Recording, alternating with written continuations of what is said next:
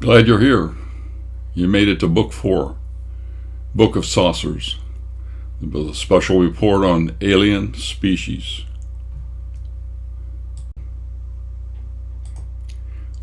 Let's start with Ezekiel, a wheel within a wheel.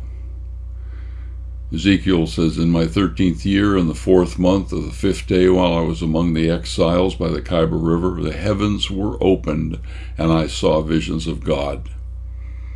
On the 5th month, it was the 5th year of exile, King Joachim, the word of the Lord came to Ezekiel, the priest, the son of Buzi, by the Khyber River in the land of the Babylonians. There the hand of the Lord was on him."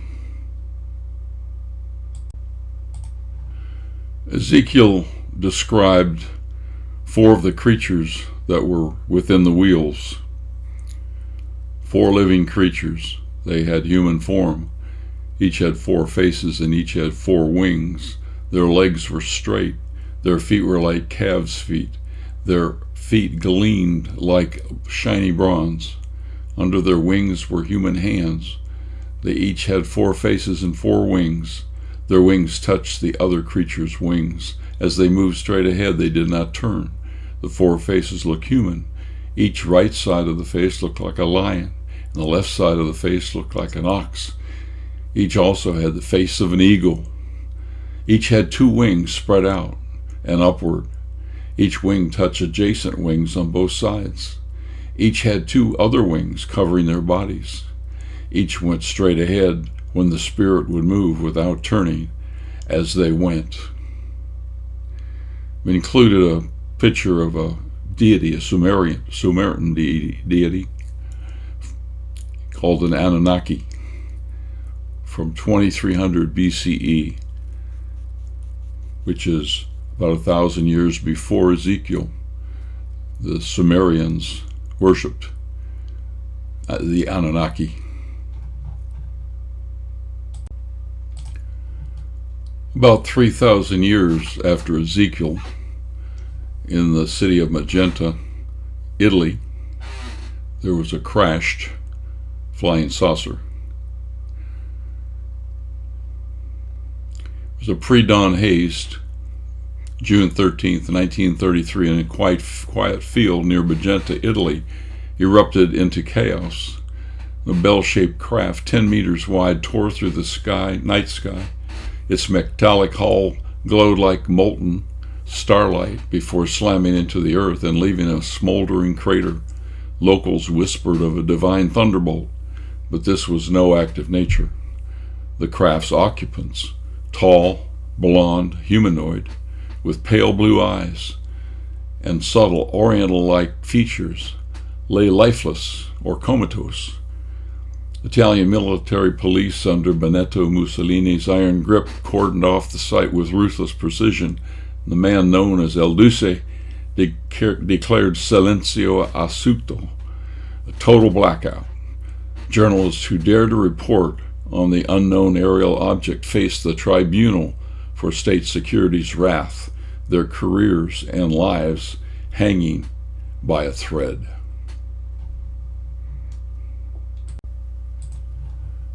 The craft was taken to Marchetti Hangars in Vergante, 30 miles away, a fortress of aeronautical innovation. Mussolini, paranoid it could be a French, British, or German prototype, ordered reverse engineering, and it defied the researchers. Its propulsion system lacked any conventional engine, and it was made of alloys which were of a bizarre isotopic signature. The research report, stamped most confidential, spoke of materials forged beyond Earth's metallurgy. This otherworldly technology, locked away in Vergante, became the spark for a global quest to unlock its secrets. Rumors tell of the craft and bodies being turned over to the Vatican until after the war. When the U.S. took possession and located this valuable crash material back to Wright-Patterson Air Force Base in Ohio, where the beginnings of the FTD, Foreign Technology Division, was just being formed. tall whites living in a mountain near the Nellis Gunnery Range.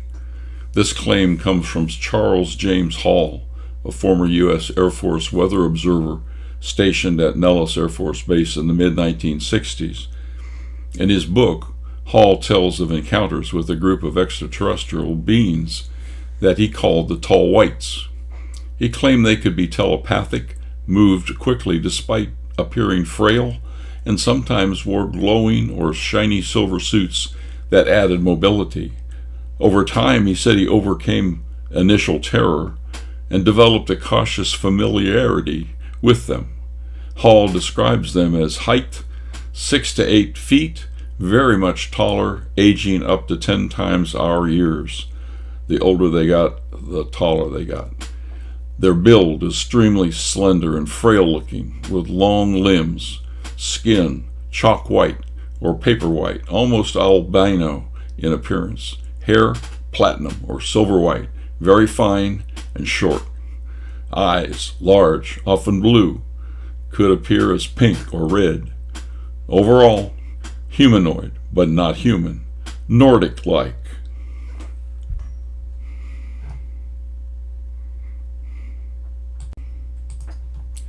The U.S. government allowed the Tall Whites to operate their scout craft in the restricted desert areas of Area 54, living inside a mountain that the U.S. military constructed. Their interstellar transport craft were large, but their everyday scout craft were smaller, about 40-foot egg-shaped craft, and were each encircled by miles of fiber optic cable which encapsulated them in an electromagnetic envelope, a detail they tried to keep from Hall. Cable that we supplied to them in exchange for advanced technical information.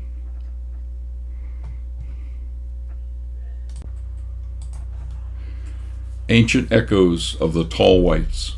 The Magenta craft occupants, dubbed the Tall Whites by Japanese allies in 1938. The Japanese believed in ethereal beings with pale skin and golden hair who descended from the heavens in antiquity.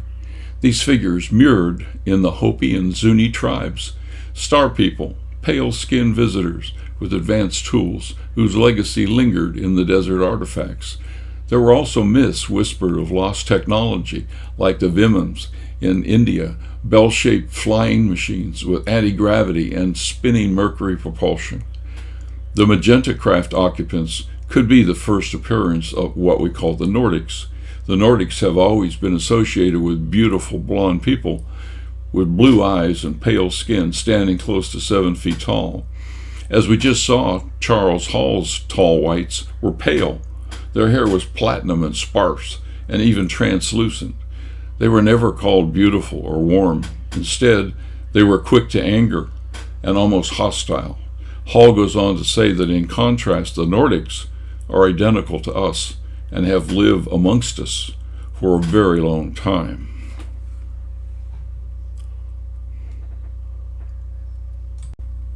Something happened at Holloman Air Force Base in 1964.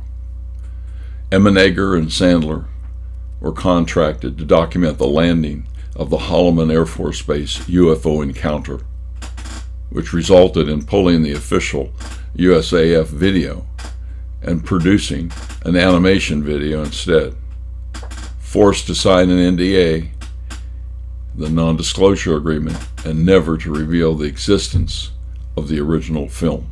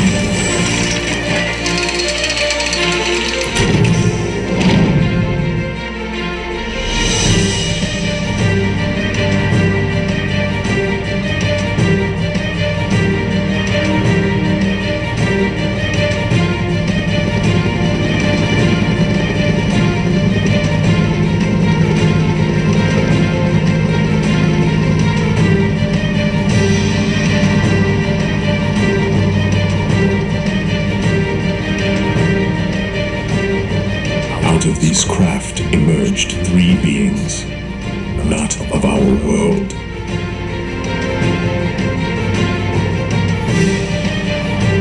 They extended a greeting to the U.S. Air Force personnel, a moment that bridged two worlds. The visitors carried a device that translated their alien language into perfect English.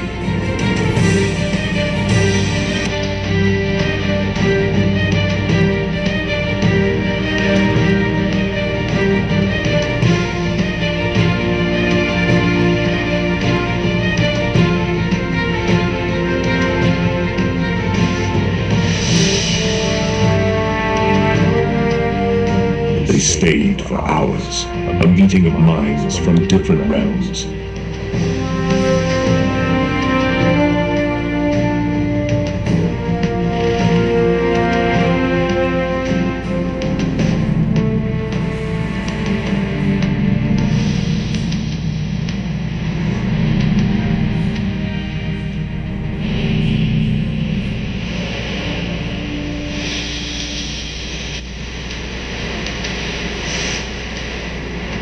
What transpired remains a mystery, a secret kept by those who were there.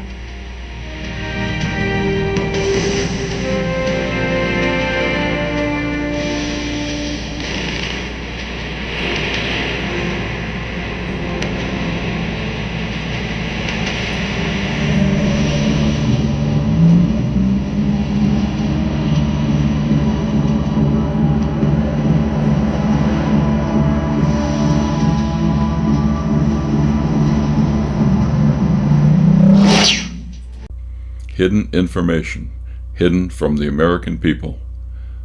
No primary declassified Air Force or National Archives or Project Blue Book records confirm any UFO landing at Holloman Air Force Base. Project Blue Book, plus its predecessors' sign and grudge files, fully declassified and held by the National Archives, contain only routine or explainable Holloman-related sightings, primarily tied to balloon research, Project Twinkle, or other minor unidentified lights. No reports, memos, radar logs, photos, films, or audiovisual records reference a landing event, extraterrestrial craft, or official footage release. Searches of archives.gov and declassified Air Force collections and Blue Book indexes turn up zero matches for the Emmenegger Schartel claims. Nothing to see here. Keep moving along. The Holloman landing exists only in anecdotal testimony and a 1974 dramatization. No FOIA release or archived Air Force or primary records corroborate it. Of course, there is no documentation. It is a secret, and the gatekeepers do not want us underlings to know about it for good reason. The center of the meeting agreement was allegedly to authorize these space aliens to abduct humans for experimentation in exchange for anti-gravity technology. Of course, they don't want to be named as to the reason for a global animal and human abduction program. More importantly, they want us to believe we are alone in this universe. Apparently, we also agreed to build them underground bases and to keep their existence on Earth from the world population. In conclusion, we have looked at plasma balls, orbs, and we've looked at flying saucers, UFOs. They are different. Orbs seem to be non-physical, more supernatural, hence a bit more spiritual. UFOs seem to be physical, but with a hint of operating from a place of different physics. Both orbs and UFOs are linked to non-human creatures. Orbs linked to possible angels and entities from our past, some of which are called deities. UFOs linked to otherworldly civilizations, either within Earth or extraterrestrial space travelers. Both are known by the gatekeepers, and the existence of orbs and UFOs are held as top secret. We are not to know that creatures from other earthly dimensions inhabit our world and our souls. We are also not to know that life forms from other worlds come to our world controlling space and time. Both are thought to be more than our mundane minds can bear and our society can withstand. The phenomenon is a powerful connection to religion and various gods and goddesses. Time machines have different physics and connect to our consciousness and our reality. We live in a maze of inconsistencies and unbelievable events. We search, take notes, and make conclusions. A new knowledge is being born around us, escaping the grasp of the elite, smug gatekeepers. So we put the pieces together, and we do what mankind does best. We figure it out.